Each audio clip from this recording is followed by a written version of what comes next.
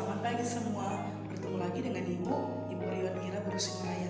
Apa kabar kalian hari ini? Ibu berharap kalian semua dalam keadaan baik-baik saja. Pada hari ini, materi pembelajaran kita yaitu tentang sengsara dan wafat Yesus.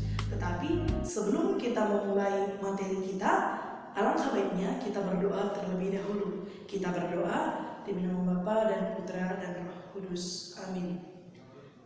Allah Bapa yang Maha Baik, terima kasih kami ucapkan kepadamu ya Tuhan, di mana atas berkat dan perlindungan-Mu kepada kami, hingga kami masih Engkau hadiahkan napas kehidupan. Tuhan Yesus, pada hari ini kami ingin melanjutkan pembelajaran kami. Kiranya Engkau yang memberkati kami, Engkau yang menurunkan Roh Kudus-Mu kepada kami. Kiranya apa yang akan kami pelajari dapat berguna bagi diri kami. Tuhan Yesus, segala aktivitas kami pada hari ini Engkau yang memberkatinya. Engkau berkati juga orang-orang yang kami cintai. Hanya inilah doa yang kami persembahkan kepadamu melalui Yesus Kristus Tuhan dan pengantara kami. Amin. Demi nama Bapa dan Putra dan Roh Kudus. Amin.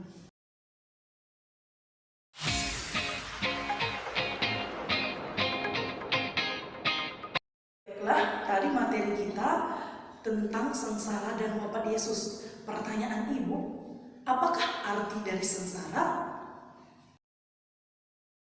Pasti kalian semua mengetahui apa arti sengsara. Sengsara adalah sebuah peristiwa di mana seseorang merasakan penderitaan. Dan berhubungan dengan pertanyaan yang kedua, kalau ditanya mengenai pernahkah kita mengalami sengsara, pasti kita semua pernah mengalami sengsara. Entah sengsara kesusahan, entah kesusahan dalam hal apapun itu, entah kesusahan dalam hal pembelajaran, entah kesusahan dalam hal ekonomi, entah kesusahan dalam hal bergaul dengan teman, dan lain sebagainya. Kita saja sebagai manusia mempunyai banyak sekali penderitaan dalam hidup kita. Tetapi berhubungan dengan materi kita mengenai sengsara dan wafat Yesus, Ibu akan menjelaskan beberapa hal penting yang berhubungan dengan sengsara Yesus.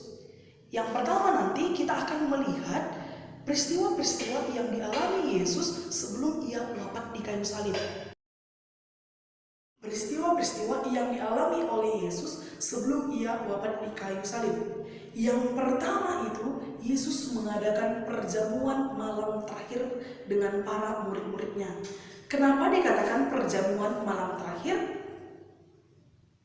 Dikatakan perjamuan malam terakhir karena itulah terakhir kalinya Yesus mengadakan perjamuan bersama dengan para rasulnya, atau bisa kita katakan makan bersama. Perjamuan malam terakhir sering juga kita sebut dengan perjamuan kudus. Peristiwa apa kira-kira yang terjadi di perjamuan malam terakhir? Oke, baiklah.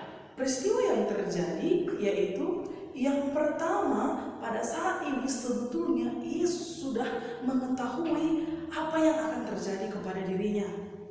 Contohnya saja, dia sudah mengetahui bahwa akan ada yang berkhianat kepada dia. Yang kedua, akan ada yang menyangkal Yesus. Apa yang dikatakan oleh Yesus kepada Petrus? Kata Yesus, semua iman kalian akan tergoncang karena aku. Tetapi pada saat itu apa jawaban Petrus kepada Yesus? Biarpun semua imannya tergoncang, imanku tidak akan tergoncang. Itulah jawaban Petrus kepada Yesus. Dan pada saat itu Yesus mengatakan lagi kepada mereka bahwa akan ada yang mengkhianatinya. Setelah itu Yesus berkata lagi kepada Petrus bahwa sebelum ayam berkokok, Petrus akan menyangkal Yesus sebanyak 3 kali. Tetapi Petrus tetap menolak perkataan Yesus. Setelah peristiwa itu, barulah Yesus membasuh kaki ke-12 para rasulnya. Di dalam gereja Katolik, pembasuhan kaki juga kita lakukan, yaitu pada Kamis Putih. Setelah peristiwa itu, akhirnya Yesus pergi ke Taman Getsemani. Yesus pergi dengan 3 orang rasulnya, yakni Petrus, Yakobus, dan Yohanes. Apa kira-kira tujuan Yesus dia pergi ke Taman Getsemani? Oke, Yesus pergi ke Taman Getsemani. Yesus ingin berdoa kepada Bapaknya. Karena pada saat itu Yesus luar biasa takutnya. Karena Yesus sendiri sungguh Allah dan sungguh manusia. Berarti sifat takut yang dirasakan oleh Yesus itu menunjukkan bahwa dia adalah seorang manusia biasa sama seperti kita. Setelah Yesus pulang dari Taman Getsemani bersama dengan Petrus, Yakobus, dan Yohanes, di tengah perjalanan akhirnya Yudas dengan para prajurit datang untuk menangkap Yesus. Sebetulnya Yesus sudah tahu apa yang akan terjadi kepada dirinya. Ketika Yesus ingin dibawa oleh Yudas dan para prajurit ke hadapan imam besar, di tengah perjalanan bertemulah dengan Petrus. Tapi Petrus melihat Yesus dari kejauhan. Ketika bertemu dengan Petrus, ada orang yang mengenali Petrus. Dan dia pun berkata kepada Petrus, apakah ini orang yang sering bersama-sama dengan Yesus? Tetapi apa jawaban Petrus? Saya tidak mengenal orang yang engkau sebutkan. Setelah itu ada lagi orang lain yang bertemu lagi dengan Petrus. Apa katanya kepada Petrus? Ini juga pasti mengenal orang Yesus, orang Nazaret itu. Tetapi apa kata Petrus? Saya tidak mengenalnya. Dan ketiga kali orang lain bertanya lagi kepada Petrus, ini sering saya lihat bersama-sama dengan Yesus. Tapi jawaban Petrus, saya tidak mengenal dia. Setelah itu berkokoklah ayam. Pada saat itu Petrus kembali teringat peristiwa perjamuan malam terakhir, di mana Yesus mengatakan bahwa Petrus akan menyangkal dia sebanyak 3 kali sebelum ayam berkokok. Petrus sangat menyesali perbuatannya, tetapi Petrus tetap tidak ada keberanian untuk bersama dengan Yesus menghadapi penderitaannya. Setelah itu akhirnya Yesus dibawa ke hadapan imam besar. Ketika berada di hadapan imam besar, Yesus akhirnya dipermalukan, diludahi, dan di situ Yesus sangat diejek karena orang lain yang menyatakan Yesus itu adalah seorang raja, jadi Yesus dipermalukan di situ. Padahal bukan dari Yesus sendiri. Yesus tidak pernah mengaku-ngaku sebagai seorang raja, tetapi orang lain yang menyatakan Yesus adalah raja. Jadi imam besar pun akhirnya marah kepada Yesus. Penyiksaan yang dilakukan kepada Yesus luar biasa. Dan sampai akhirnya Yesus harus memikul salibnya ke bukit Golgota, atau sering kita sebut dengan bukit tengkorak. Dan akhirnya disitulah Yesus akhirnya wafat di kayu salib. Pertanyaan untuk kita, adakah makna penderitaan Yesus bagi diri kita? Atau pertanyaannya ibu ganti, apakah makna sengsara dan wafat Yesus bagi dirimu? Baiklah anak-anak, pelajaran apa kira-kira yang bisa kita petik dari kita mempelajari sengsara dan wafat Yesus?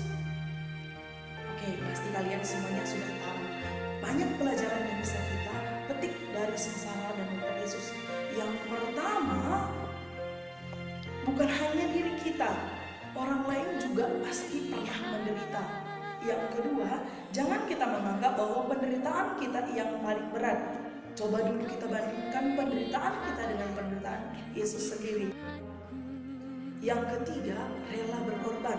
Kita harus rela berkorban, sama seperti Yesus sendiri. Dia rela berkorban untuk manusia.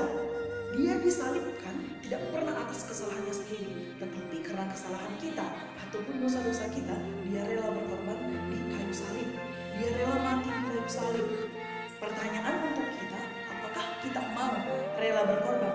Entah itu untuk saudara kita, sesama kita, keluarga kita, orang-orang di sekitar kita. Oke, yang keempat, kita harus juga peduli. Kita tidak boleh menyepelekan orang lain yang ada di sekitar kita. Kita tidak boleh menyangkal persahabatan kita, tidak boleh menyangkal pertemanan kita dan lain sebagainya.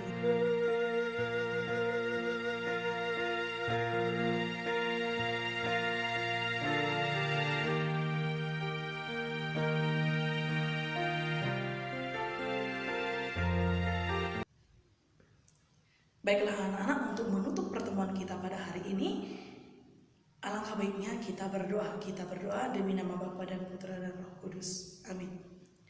Allah Bapa yang Maha Baik, kembali kami mengucapkan syukur kepadamu ya Tuhan, di mana atas berkat dan perlindunganmu kepada kami. Tuhan Yesus, Engkau telah menderita di kayu salib. Bantulah kami ya Tuhan, supaya kami juga dapat melewati penderitaan-penderitaan yang kami lalui dalam hidup kami. Tuhan, datanglah kepada hidup kami Tuhan, turunkanlah Roh Kudus-Mu atas kami, agar kami dapat melalui kehidupan kami dengan baik. Tuhan Yesus, kami juga mendoakan orang-orang yang kami cintai Tuhan. Tuhan, hanya ini doa yang singkat ini kami sampaikan kepadamu dengan perantaraan Kristus Tuhan kami. Amin. Demi nama Bapa dan Putra dan Roh Kudus. Amin.